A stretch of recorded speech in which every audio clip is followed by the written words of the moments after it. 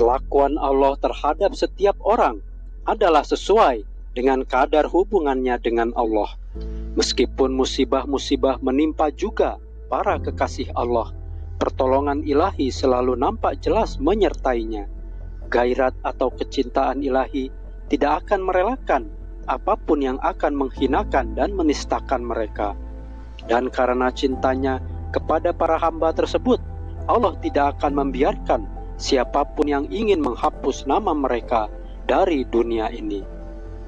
Ini jugalah merupakan pangkal derajat karomah atau keagungan, yakni ketika kita beserta seluruh wujud kita telah menjadi milik Allah semata, dan tidak ada lagi tirai penghalang antara kita dan Allah.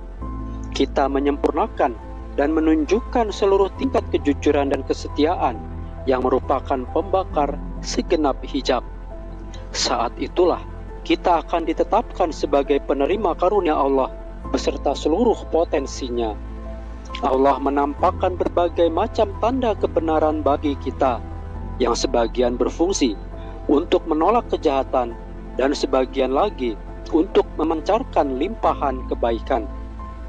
Sebagian berhubungan dengan diri kita dan keluarga kita, sebagian berhubungan dengan musuh-musuh dan dengan para sahabat kita, sebagian berhubungan dengan penduduk negeri kita, dengan alam semesta, termasuk bumi dan langit.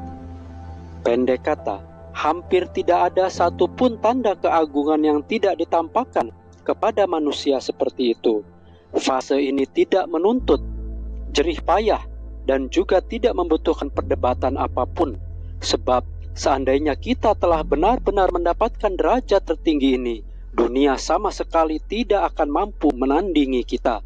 Siapapun yang menentang kita akan remuk redam, dan siapapun yang kita tetang akan dihancurkan oleh Allah berkeping-keping. Sebab tangan kita telah menjadi tangan Allah, dan wajah kita telah menjadi wajah Allah, dan tidak ada seorang pun di antara para penentang kita dapat mencapai derajat ini.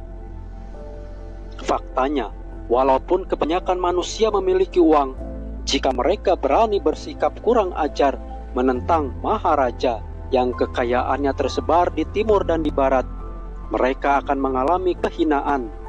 Adakah akibat lain lagi yang akan didapatkannya selain itu? Orang-orang seperti itu akan binasa, dan harta mereka pun akan direnggut.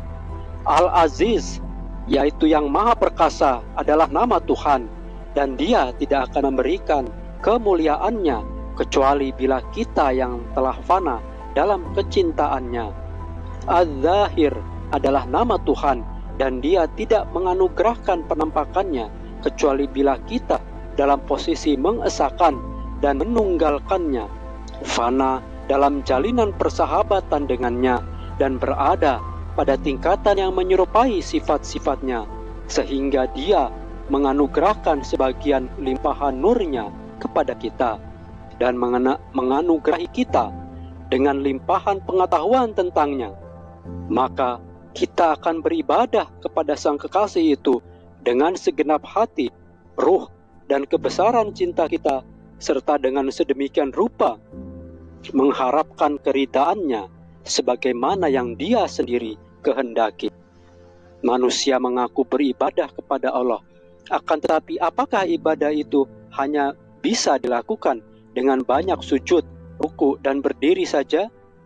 Atau apakah dengan memutar rangkaian biji tasbih berulang-ulang seseorang dapat dianggap sebagai hamba Allah? Ibadah adalah derajat di mana kita ditarik oleh kecintaan ilahi ke arahnya, yaitu derajat di mana wujud kita benar-benar larut karenanya. Sekarang, apakah kita tidak tertarik untuk memiliki khasiat-khasiat manusia paling unggul seperti digambarkan tadi? Setiap orang yang berakal sehat pasti sangat tertarik dan tergerak untuk meraih derajat ini. Minat inilah modal kita untuk mulai berjalan menuju tujuan kita.